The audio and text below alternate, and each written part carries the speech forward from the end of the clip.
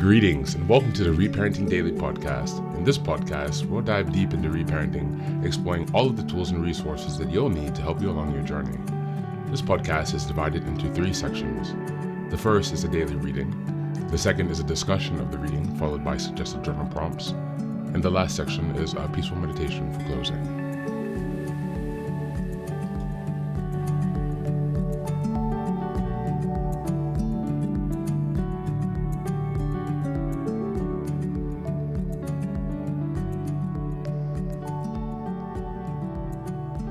Good morning, good afternoon, and good evening from whenever and wherever you're joining us. I'm so glad you've joined us today on this journey of self-expansion and growth. If this is your first time here, welcome.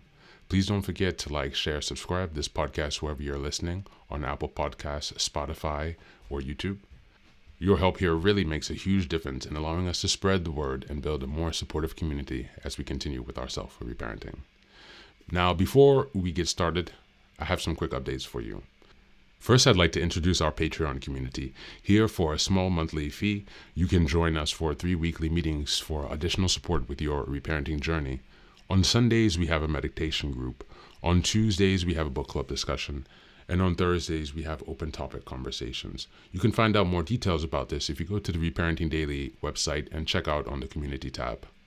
In addition to that, we also have a WhatsApp group to foster more daily connection and support for whenever you need it. And this is a community of fellow travelers from around the world who will always be there when help is needed.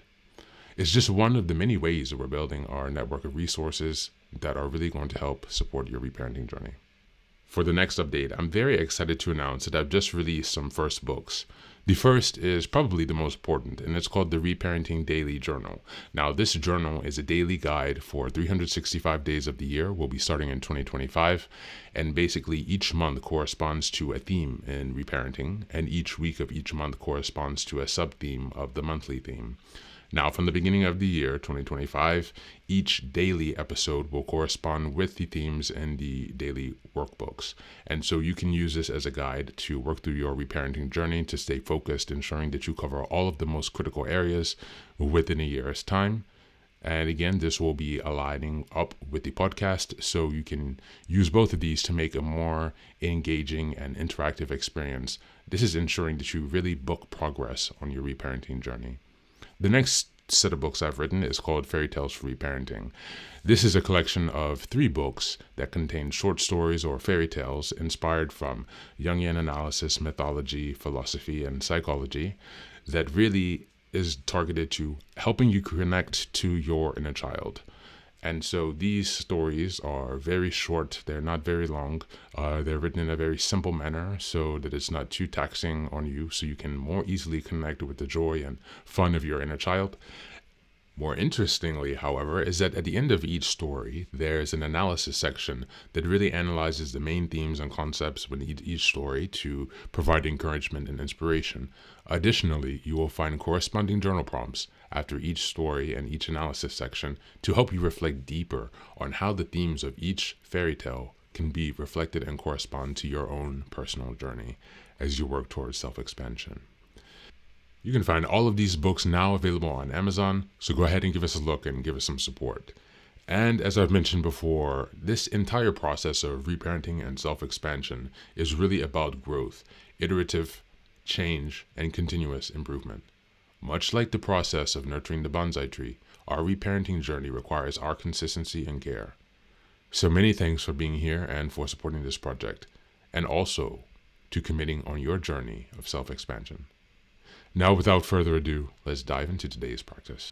Today's reading is from Atomic Habits by James Clear. As a reminder, we're in January, and the theme of the month is self-awareness and self-reflection. We're in week 4, which is January 22nd to the 31st. The theme of this week is recognizing patterns of behavior. As we go to the reading, we'll be continuing off with chapter 3. And we'll be starting off on page 3 pages into that, Why Your Brain Builds Habits. Habits are shortcuts learned from experience. In a sense, a habit is just a memory of a step you previously followed to solve a problem of the past.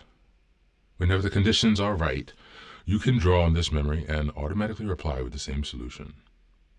The primary reason the brain remembers the past is to better predict what will work in the future.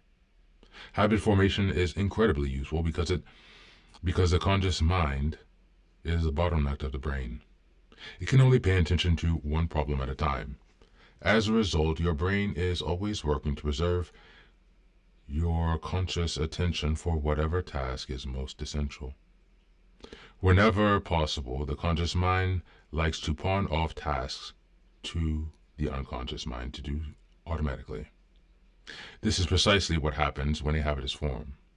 Habits reduce cognitive load and free up mental capacity, so you can allow your attention to other tasks. Despite their efficiency, some people still wonder about the benefits of habits.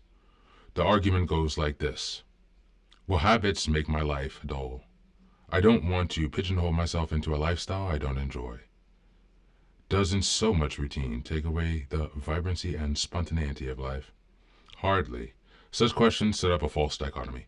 They make you think that you have better choose between building habits and attaining freedom. In reality, the two complement each other totally. Habits do not restrict freedom, they create them. In fact, the people who don't have their habit standards are often the ones with the least amount of freedom. Without good financial habits, you will always be struggling for the next dollar. Without good health habits, you will always be short on energy. Without good habits for learning, you will always feel like you're behind the curve. If you're always being forced to make a decision about a simple task, when I should work out, where do I go to write, when do I pay the bills, then you have less time for freedom. It is only by making the fundamentals of life easier that you create the mental space needed for free thinking and creativity. Conversely, when you have your habits dialed in and the basics of life are handled and done, your mind is free to focus on new challenges and master the next set of problems. Building habits in the present allows you to do more of what you want in the future. Thank you, and that's the reading for today.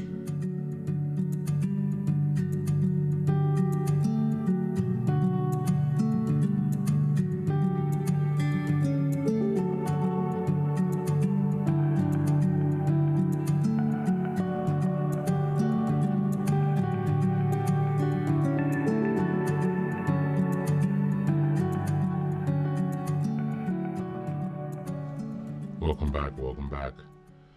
Now, as we look at the reading, this passage relates to reparenting because it emphasizes the importance of establishing strong habits for mental freedom and to create more mental space for you to pursue meaning and freedom within your life. In the context of reparenting, this means identifying and restructuring the mental shortcuts or default behaviors you have learned in childhood that may no longer be serving you. By consciously building new, healthier habits, you create a sense of stability and predictability that allows you to focus on nurturing your inner child and pursuing personal growth. The process mirrors parenting itself, offering structure and support to create an environment where creativity, freedom, and exploration can thrive. Moreover, recognizing the relationship between habits and mental bandwidth is crucial for identifying patterns of behavior. Many of the patterns we adopt as adults stem from the routines modeled for us in our formative years. When these automatic behaviors lead to stress, procrastination, or self-sabotage, it is an invitation to reparent ourselves by intentionally reshaping these patterns. By doing so, we reclaim freedom and choice in our lives, breaking away from cycles of frustration or overwhelm. This process of habit reform not only enhances productivity, but also fosters emotional well-being and a deeper, more profounder sense of self-worth. As we move on to the journal prompts for today, number 1, what daily habits do I currently rely on, and how do they either support or hinder my personal emotional well-being and personal growth? Number 2, reflect on a recurring challenge or stressor in your life. What small, actionable habit could you introduce to address it and create more stability for yourself? And number 3, in what areas of my life am I resisting structural routine? How might building intentional habits in these areas actually create more freedom for me? Thanks for being here. That's the reading for today. As always, take care of yourself and please do be very well.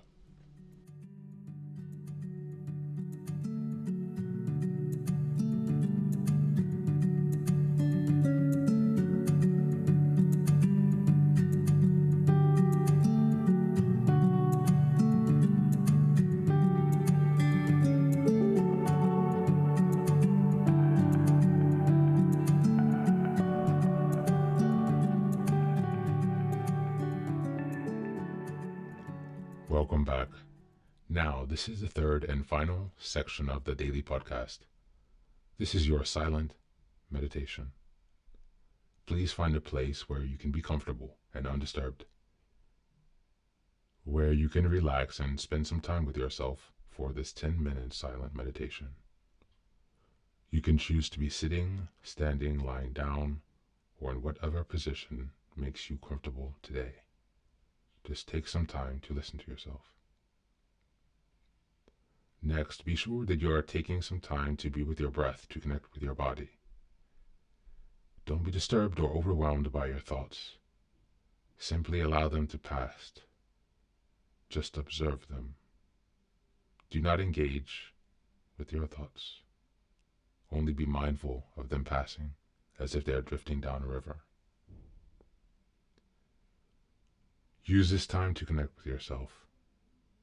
Whatever time of day you are listening to this, Namaste.